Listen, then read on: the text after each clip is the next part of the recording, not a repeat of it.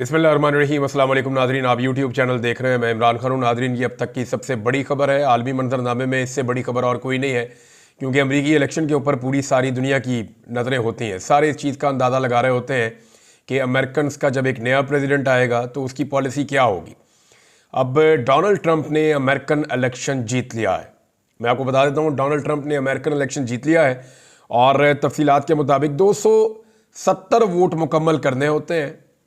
जिसने भी अमरीकी सदर बनना होता है तो डोनाल्ड ट्रंप ने अपने 270 वोट ना सिर्फ मुकम्मल किए, बल्कि वो इससे ज़्यादा वोट हासिल करने में कामयाब हो गए हैं। मुख्तलिफ मीडिया हाउसेस मुख्तलिफ रिपोर्ट्स दे रहे हैं और हर एक की रिपोर्ट के अंदर थोड़ा सा नंबर्स का फ़र्क है।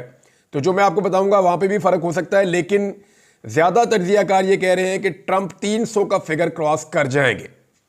ज़्यादा इम्कान इस बात का है कि डोनाल्ड ट्रंप बहुत मुमकिन है कि 300 का फिगर भी क्रॉस कर जाएं, और अगर ये 300 का फिगर क्रॉस करते हैं तो बड़ा सेफली ये अमरीकी सदर डोनाल्ड ट्रंप बन जाएंगे। यहाँ पे 50 रियासतों में इलेक्शन हुआ था और तकरीबन दोनों कैंडिडेट्स के जो इलेक्टोरल वोट्स हैं वो एक जितने थे। होता ये है कि हर रियासत के इलेक्टोरल वोट्स जो है उनकी तादाद होती है, 270 वोट पूरे करने होते हैं। मिसाल के तौर पे यहाँ पे ऐसी रियासतें भी हैं जैसे मोन्टाना, इसके वोटों की तादाद सिर्फ 4 है, हालांकि बहुत बड़ा रकबा है इसका। कई ऐसी रियासतें हैं जिनके वोटों की तादाद 3 भी है, यानी इससे कम भी है, कई 6 है, कई 7 है। सबसे ज़्यादा वोट अमेरिका में कैलिफोर्निया के हैं, इसके 54 इलेक्टोरल वोट्स हैं कैलिफोर्निया के। ये जो अमेरिकन की वेस्टर्न स्टेट है, यहाँ पे बहुत ज़्यादा वोट है। कैलिफोर्निया के 54 वोट हैं, जबकि न्यूयॉर्क के जो वोट्स हैं वो भी बहुत ज़्यादा हैं, 28 वोट न्यूयॉर्क के हैं। टेक्सास के जो वोट्स हैं वो 40 हैं, टेक्सास को डोनाल्ड ट्रंप ने जीता, यहाँ से 40 इलेक्टोरल वोट उनके हो गए। तो अब तक की इतला के मुताबिक डोनाल्ड ट्रंप 270 से क्रॉस कर चुके हैं और बहुत मुमकिन है कि ये 300 का फिगर भी क्रॉस कर जाएं। पहले ये बड़ा टफ मुकाबला था और इस मुकाबले के अंदर 7 ऐसी स्टेट्स थी जिनका जिक्र किया जा रहा था। एक्चुअली जो दोनों कैंडिडेट्स हैं वो अपने अपने इलाकों में जो उनके अपने अपने रियासतें हैं वहां पर वो जीत गए। यानी जितने भी तज्ज़ियाकार थे उन्होंने कमेला के बारे में जहां जहां कहा कि ये सारी रियासतें डेमोक्रेट्स जीतेंगे, जो बाइडन की पार्टी जीतेगी, कमेला की पार्टी जीतेगी, तो वो सारी रियासतें वो जीत गए। इसी तरह जहां पे डोनाल्ड ट्रंप के बारे में कहा गया था कि डोनाल्ड ट्रंप अपनी ये सारी रियासतें जीत जाएगा, तो डोनाल्ड ट्रंप भी अपनी सारी रियासतें जीत गया। आप देखें अमेरिकन ने कितना ज़बरदस्त और एक्यूरेट तज्ज़िया किया था और कितना एक्यूरेट अमेरिका ने अंदाज़ा लगाया था। अमेरिकन जर्नलिस्ट हैं या अमेरिका के जो इदारे हैं या सर्वे करने वाली कंपनीज हैं, उन्होंने ज़बरदस्त तरीके से एस्टीमेट लगाया था और उन्होंने बताया कि यहाँ यहाँ से ट्रंप जीतेगा और यहाँ यहाँ से कैमला हैरिस जीतेगी, और एग्जैक्टली यही हुआ। कैमला हैरिस जो है वो वहाँ से ही जीती जहाँ से उसको कहा गया था। अच्छा, दोनों जो उम्मीदवार हैं उन्होंने अपने अपने इलाके तो जीत लिए, तो फिर हार जीत का फैसला कैसे होगा? हार जीत का फैसला टिका हुआ था 7 रियासतों पे। ये 7 रियासतें कौन सी हैं ये मैं आपको बता देता हूं। इन रियासतों में टोटल 93 वोट्स थे, 93 इलेक्टोरल वोट्स थे। बाकी सबके ऊपर तो मुकाबला हो रहा था, ट्रंप थोड़ा सा आगे चल रहे थे अपनी रियासतों में। अगर उनकी अपनी रियासतों में वो जीतते हैं तो थोड़ा सा आगे चलते हैं। कैमला उनके बिल्कुल पीछे, कुछ 10-12 वोटों के फर्क से वो उनके पीछे चलती है। लेकिन ये जो 93 वोट्स हैं, इनमें से जो ज्यादा ले लेता वो अमरीकी सदर बन जाता। इसमें पेंसिल्वेनिया है जिसमें 19 इलेक्टोरल वोट्स हैं और पेंसिल्वेनिया को जीत लिया है डोनाल्ड ट्रंप ने।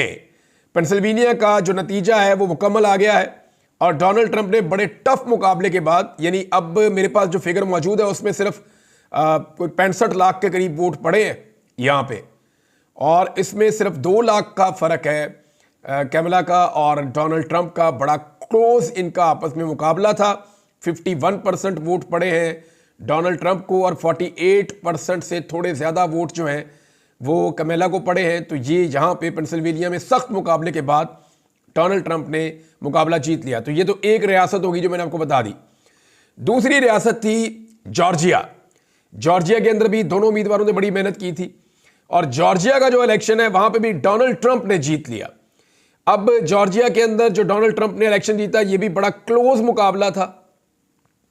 50.7% वोट डोनाल्ड ट्रंप ने लिए, 48.5% वोट जो है वो कैमेला ने लिए।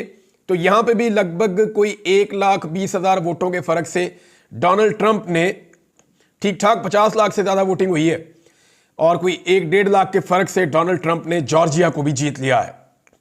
तीसरी एक रियासत है जिसको स्विंग स्टेट कहते हैं, या जो फैसला कुन किरदार अदा करती है।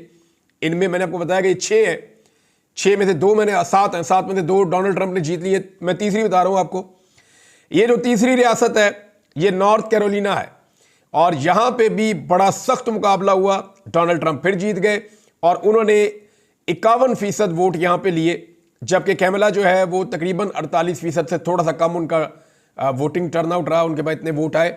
अब यहां पे जो है वो 28,75,000 वोट के करीब डोनाल्ड ट्रंप के हैं, और इससे थोड़े कम, यानी आप 27 लाख के आसपास वोट जो हैं वो कमला हैरिस के हैं। तो नॉर्थ कैरोलिना में भी डोनाल्ड ट्रंप ने फतह का झंडा गाड़ा है। तो ये होगी 3 रियासतें जिनको स्विंग स्टेट्स कहते हैं, या जो फैसला कुन किरदार अदा करती हैं अमेरिकी सदर बनने में। 7 मैं आपको बता रहा हूं, 7 है टोटल। अच्छा, 2 रियासतें जो हैं वो नॉर्दर्न साइड पे हैं अमेरिका के, और इनमें एक मिशिगन है। इसमें पहले जब रिजल्ट आ रहा था तो बहुत आगे चल रही थी कमला हैरिस, और साथ उसके विस्कॉन्सिन है, यहां पे डोनाल्ड ट्रंप ने पहले से अपनी बढ़तरी बरकरार रखी हुई थी, और इन दोनों में भी डोनाल्ड ट्रंप को फतह हो रही है, वही आगे जा रहे हैं। जबकि 2 रियासतें ऐसी हैं जो मगरबी साइड पे अमेरिका के, वेस्टर्न अमेरिका में है, तो ये एरिजोना और नेवाडा, इन दोनों के अंदर भी डोनाल्ड ट्रंप को अभी तकरीबन फतह हो गई है। बहरहाल डोनाल्ड ट्रंप अमेरिकी सदर बन गए, और इसके असरात पूरी दुनिया के ऊपर आएंगे। दुनिया के ऊपर इसके क्या असरात आएंगे, इस पर एक वीलॉग करेंगे, आपको बताएंगे। पाकिस्तान के ऊपर इसके असरात क्या आएंगे ये भी मैं आपको बताऊंगा। लेकिन एक चीज़ तो क्लियर है, पाकिस्तान तहरीक इंसाफ के लोग जो हैं वो डोनाल्ड ट्रंप को सपोर्ट कर रहे थे, जबकि जो हुकूमती कैंप है वो डोनाल्ड ट्रंप को सपोर्ट नहीं कर रहा था। मुस्लिम लीग नून या पीपल्स पार्टी के ताल्लुकात हमेशा से बड़े अच्छे रहे हैं डेमोक्रेट्स के साथ, और इन्होंने अपनी सारी इन्वेस्टमेंट या अपने सारे अंडे इस टोकरी में रखे हुए थे डेमोक्रेट्स वाली में, और डेमोक्रेट्स के ऊपर इनका इन्हिसार भी था। माजी में नून लीग जो है वो डेमोक्रेट्स के लिए कंपेन भी करते रहे, हमेशा इनके लिए बातें करते रहे हैं, इनके लिए नेक तमन्नाओं का इजहार करते रहे हैं, और डेमोक्रेट्स के साथ बड़े अच्छे ताल्लुकात रहे हैं मुस्लिम लीग नून के और पीपल्स पार्टी के। तो इस मरतबा ये बिल्कुल खामोशी थी इनके कैंप में, क्योंकि नून लीग को इस बात का आइडिया हो गया था कि अगर इस वक्त डेमोक्रेट्स के साथ खड़े हुए तो ट्रंप के जीतने के इम्कानात हैं, और अगर ट्रंप आ गया तो फिर हमारे लिए मुश्किलात ज़्यादा बढ़ जाएंगी, तो आ बैल मुझे मार ये वाला काम करना नहीं चाहिए। पाकिस्तान में इसके असरात क्या होंगे, इमरान खान की सियासत पे क्या कोई असर पड़ सकता है, ये बातें बाद में करेंगे। लेकिन कुछ चीज़ें जो अमेरिकन इलेक्शन के हवाले से बहुत इंपॉर्टेंट हैं। नंबर 1 देखें, डोनाल्ड ट्रंप ने इलेक्शन लड़ा अमेरिकी एस्टेब्लिशमेंट के खिलाफ। कितने बड़े बड़े उनके ऊपर इल्ज़ाम आए, यानी जो डोनाल्ड ट्रंप के ऊपर पहला बड़ा इल्ज़ाम है, जैसे पाकिस्तान के अंदर 9 मई का इल्ज़ाम है इमरान खान साहब के ऊपर, जो इलेक्शन से पहले उन पर लगा और उसके बाद उनकी पार्टी को तबाह बर्बाद कर दिया गया। बिल्कुल ऐसा ही इल्ज़ाम डोनाल्ड ट्रंप के ऊपर भी है, और यह कहा गया डोनाल्ड ट्रंप ने अटैक किया, उसके हामियों ने अटैक किया। कैपिटल हिल का जो वाकया है वो डोनाल्ड ट्रंप पे डला, और अमेरिकन एस्टेब्लिशमेंट ने डोनाल्ड ट्रंप को और उनके जो हमायती हैं उनको पकड़ा भी। ये लोग जो है इनके ऊपर केसेस भी चले, डोनाल्ड ट्रंप के ऊपर और बहुत सारे केसेस चले, इनके ऊपर रेप के केसेस बनाए गए। कुछ सही भी हो सकते हैं, गलत भी हो सकते हैं, दोनों चीज़ें हो सकती हैं। लेकिन डोनाल्ड ट्रंप को एक्चुअली वो बार बार ये कहते रहे कि मुझे मेरे मुल्क की एस्टेब्लिशमेंट निशाना बना रही है, और डोनाल्ड ट्रंप ने कहा जी कि मैंने इलेक्शन एस्टेब्लिशमेंट के खिलाफ लड़ना है, और लोगों को उन्होंने कहा कि जी एस्टेब्लिशमेंट के खिलाफ जीतने का मौका है आपके पास, आप अपना फैसला कीजिए। तो नौजवानों ने बड़ी तादाद में निकल के वोट दिया डोनाल्ड ट्रंप के लिए।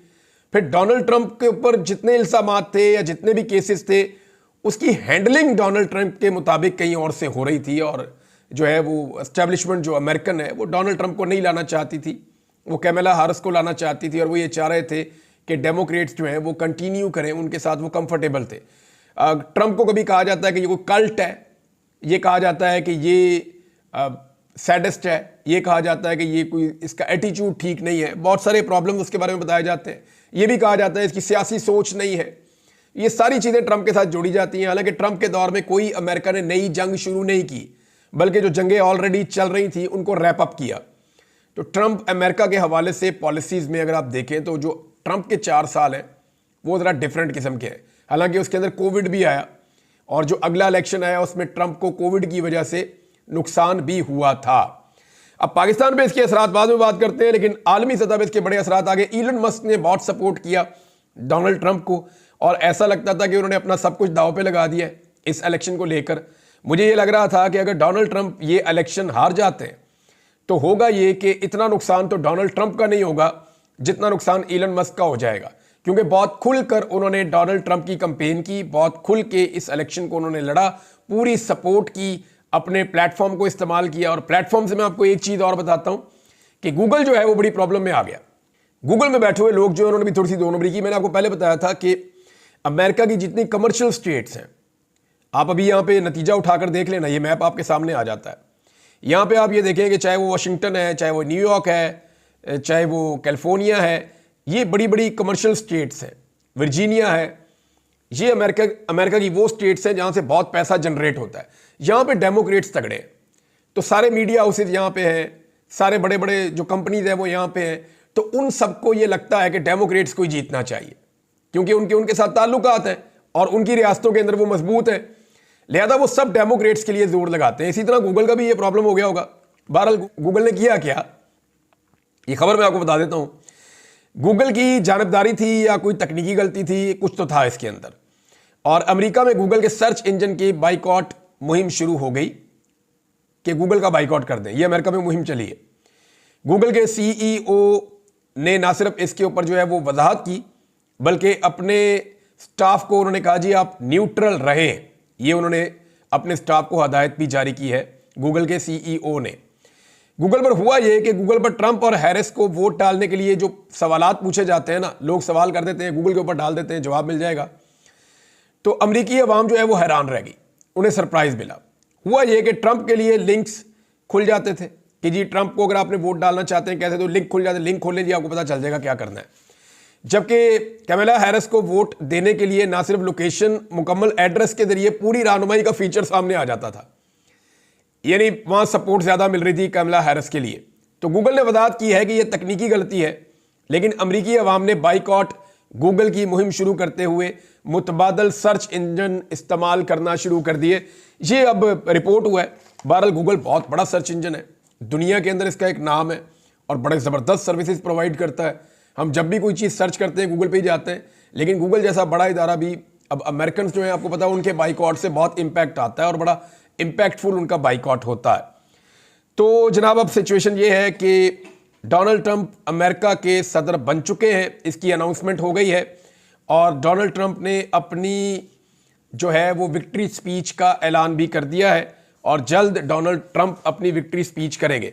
पाकिस्तान के अंदर जो है वो बहुत सारे जो हुकूमती नुमाइंदगान हैं या हुकूमत से रिलेटेड मीडिया है या जो मीडिया हाउसेस पाकिस्तानी गवर्नमेंट को सपोर्ट करते हैं, उनके अंदर एक मायूसी दिखाई देती है। मिसाल के तौर पे अगर जंग अखबार की आप आज की खबर उठाकर देखें, जो जंग की आज की जो मेन पेज है उसके ऊपर उन्होंने खबर लगाई हुई है और उसमें भी उन्होंने लिखा हुआ है कि अमरीकी पंडितों ने कमला हैरिस के सदर बनने की पेशगोइयां कर दी। हालांकि ट्रंप वहां पे इलेक्शन जीत गए और ट्रंप को शिकस्त होगी, और इससे पहले उन्होंने कहा जी 10 सुदूर में से 9 की दुरुस्त पेशगोई करने वाले ने भी यही कहा कि कमला जीत जाएगी। तो ये सारी चीजें जो है, क्योंकि उन्हें लग रहा था जंग ग्रुप को कि कमला को जीतना चाहिए, अब ये खबर से ज्यादा ख्वाहिश थी। इसके अलावा जो है वो इन्होंने ऐसी खबरें भी दी कि हार गया तो इसे तस्लीम करने वाला पहला शख्स होगा, क्या ट्रंप को हार नजर आने लगी। इस किस्म की खबरें बहुत ज्यादा पाकिस्तान की मीडिया ने छापी थी, क्योंकि पाकिस्तान का मीडिया हमेशा पाकिस्तान की एस्टेब्लिशमेंट को और पाकिस्तान की हुकूमत को खुश करना चाहता है, और उन्हें यह लग रहा था कि शायद पाकिस्तान की एस्टेब्लिशमेंट और पाकिस्तान की हुकूमत इस बात से खुश होगी जब हम ये कहेंगे कि कमला हैरिस जो है वो इलेक्शन जीत रही हैं और डोनाल्ड ट्रंप हार रहे हैं। हालांकि उनके ऐसा लिखने से वहाँ अमेरिका में कोई फ़र्क नहीं पड़ता, ना वहाँ लोग इनकी ज़ुबान जानते हैं, ना इन अखबारात को या इन मीडिया हाउसेस को वहाँ पे कोई अहमियत है, ना कोई इनको सुनता है, ना कोई इनको देखता है। बहरहाल डोनाल्ड ट्रंप की जीत जो है उसको अब अमेरिका में सेलिब्रेट किया जा रहा है। अब देखना यह है कि क्या ये एक नए दौर का आगाज़ होगा। अमेरिकन पॉलिसीज़ एकदम कभी नहीं बदलती, वो बड़ा ग्रेजुअली बदलती हैं। इसके साथ जो उम्मीदें हैं क्या वो पूरी होंगी या हो सकती हैं, इसके लिए आप इंतज़ार कीजिए। अगले वीलॉग में बताऊंगा कि पाकिस्तान तहरीक इंसाफ की सियासत, पाकिस्तान की सियासत, इमरान खान साहब की सियासत, इमरान खान साहब की जेल और बाकी चीज़ों पे क्या इसके कोई असरात हो सकते हैं। बहरहाल अब तक के लिए इतने, अपना ख्याल रखिएगा, अपने इस चैनल का भी। अल्लाह हाफ़िज़।